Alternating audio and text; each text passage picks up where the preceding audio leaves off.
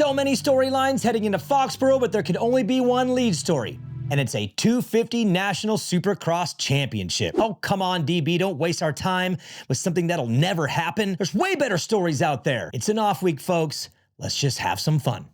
And I think this could actually happen. It wouldn't take much change to pull it off, and your Supercross promoters don't seem too afraid to add new things and try stuff. Triple Crowns, Futures, SMX, all in the last 7 years, all substantial changes, and they all worked. I mean, they had a track at Monster Cup that went both directions on the same night, okay? They try stuff. Now, I gotta say up front, this is not my idea. I'm just regurgitating someone else's, but I believe in it 100%. The current 250 regional system started in 1985. Dudes wore open-face helmets back then, okay? We can't upgrade? Really? We're just gonna go 40 years without recognizing that it's not a regional class? You got 30-year-olds in there leading the points, guys with wife and kids winning races and titles, riders with homes on both sides of the country. It's not a regional class anymore, but it's also not a 17-round national class either. I wanted it. That was my first instinct. Throw them all together, toss the eligibility rules out the window, let Joey and Shane back in there, hell, AC too, and let them get after it. No, way too brutal of a schedule. These dudes would never survive, not all 17. So what the heck would it look like? That's the first question. Well, let's rip the Band-Aid off the easiest part of this upgrade, the schedule. Then we'll deep dive from there. The first 12 rounds are split between a 6-round West Coast Regional Championship and a 6-round East Coast Regional Championship, followed by a 5-round National 250 Supercross Championship to close out rounds 13 to 17. You're welcome. See you next week. I'm just playing, but it really is that easy and simple. Keep the regions so we don't lose the rides and jobs, but stick them all together and let them fight it out for 5 weeks to find out who truly is the best. Close out Salt Lake City with a singular 250 champion. Naysayers will say, we already have showdowns though, so this is unnecessary. Really? 2 showdowns where the East and West battle it out? Yes, it's fun and it's thrilling and I love it, but it's not enough. Showdowns are appetizers. Mozzarella sticks with ranch. They're just a glimpse of what the class could look like if all together with something more than coastal pride on the line. I want to see Kitchen, Hampshire, Smith, Shimoda take on McAdoo, Deegan, Vial, Hammaker. I want to see rookies Bomera and DeFrancisco take on rookies Dax Bennick, Chance Hymas, and Nick Romano for 5 straight weeks in a 2 main event format that'll give us 10 points paying rounds, a national championship in April and May, when the hype and the interest in the series starts to waver a bit with the fans. Perfect timing. This wouldn't hurt SMX either. Fixes it, actually. Right now we have 10 West rounds and 9 East rounds, so this new schedule would make it equal for simplicity and only bumps the racer schedules from 9 and 10 to 11, a small increase for the athletes and the teams. The framework is there. This could easily be put together and all the rest of the dirty details finalized later. But for fun, here's a few more ideas or opinions to support this change and addition. If you hate them, shred me to pieces in the comments. Show no mercy. First, no rollover points from the regional championships. Don't need it, don't complicate it, don't weird it out.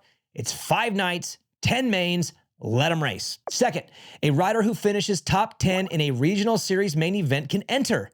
No top 10, no championship for you. And for a point of reference, 19 riders in the West and 16 in the East have finished with a top 10 this season already. That's 35. Third, make the 250 point out rule simple. Score 750 points and you're out. Simple. Win the national title. You get to defend it once. Then you're out. Simple. Win 2 regional titles and you're out. It's that simple. Fourth, give us 7 rounds of futures and a championship. Every year, the top 5 in points gets bumped to the pros. The rest can come back for more. And finally, fifth, most important, during the 5-round championship runoff, start Vince in the first turn in every single main event. You just gotta trust me on this one. I promise it'll be worth it. Obviously, there are more details and layers that need to be figured out, but this ain't rocket science. Just remember, when you watch Nashville here in a couple weeks, we could have that for 5 straight rounds. Cross the T's, dot the I's. Let's do this thing and let's do it quick. Come on, before Danger and the Chef move up. Remember when this happened? The internet went mad. It was unbelievable. The horror, the violence. I laughed my ass off. I mean, of all people, it's Jett who beats Eli in Daytona and gets assaulted and robbed on live TV for it? That's funny. But yes, people were really, really upset. Main Event Moto's media manager, Dan Colvin, went off on Twitter, ripping into the man, and it seemed somewhat personal. Of course, producer Joe and I brought him in for an HR meeting to find out why he was so angry and if maybe there was a relationship with this man. Oh, no. God, Okay. Joe, I would not be an acquaintance with an animal like this. I knew then and there that something was off. The story wasn't adding up. Why would this guy steal goggles on national TV in front of thousands of people, then post about it on social media? Didn't seem very thief-like to me. No, something was off. So I took matters into my own hands, right here on this show. I've been trying to get a hold of the dude that stole Jett's goggles. If someone out there helps me find this guy, bring him to me, dead or alive. Now, I can't tell you in detail what happened next. Let's just say I have a very particular set of skills I've acquired over a very long career, skills that make me a nightmare for people like our goggle guy. I found him. Hello, everybody. I'm Pablo, the guy from Jett's Goggle. Goggles showed up at my house 24 hours later. Yep. And I immediately did what any sane person would do. Moto Mark 322 on eBay, baby. What's up? Starting bid, $1,000. That didn't work. Not even a nibble. Nobody believed the goggles were real. Go figure. So I moved on to plan B. How much money you got? You think Jett wants to buy these from you? Yes, he does. Okay. How all right. much, Jett? Hey, Blair, I think I have something that's a little more valuable than that, and that's probably the Daytona trophy. So I'm good with, you can keep the goggles if you want to keep Oh, okay. It's, all right. That didn't work either. So finally, after a long conversation with myself, I realized I should just do what our goggle guy actually asked me to do in the first place. Here's the rest of his clip. Hello, everybody. I'm Pablo, the guy from Jett's Goggle. Could be a misunderstanding between me and him. So instead of keep the goggles or sell the goggles, I'm gonna give it to St. George to help the kids. So thanks everybody, let's help the kids. So last week at St. Louis, I walked up to Sean Brennan from Feld and gave him Jett's goggles from Daytona, where they will go on the St. Jude auction and will go to a great cause. Moral of the story, don't judge a book by its cover and don't jump to a conclusion based on the first thing you see.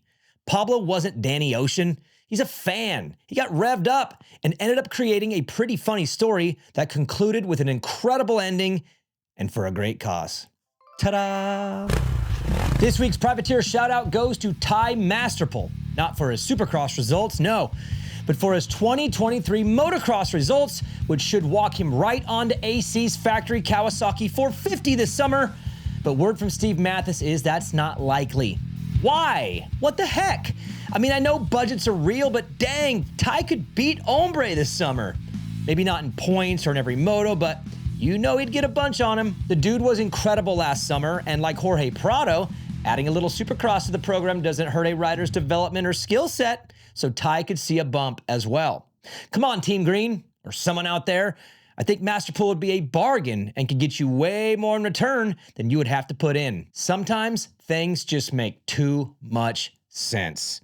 See you on Sunday for the Foxborough Overreaction Show.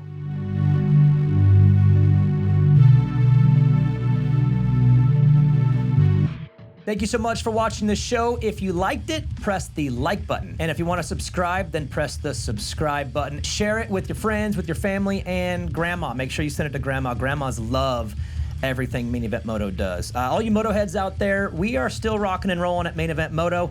You can go to patreon.com/Main Event Moto. We do 2 shows a week now, and both of them are live streamed. Patreon.com/Main Event Moto, and we will catch you on the next show.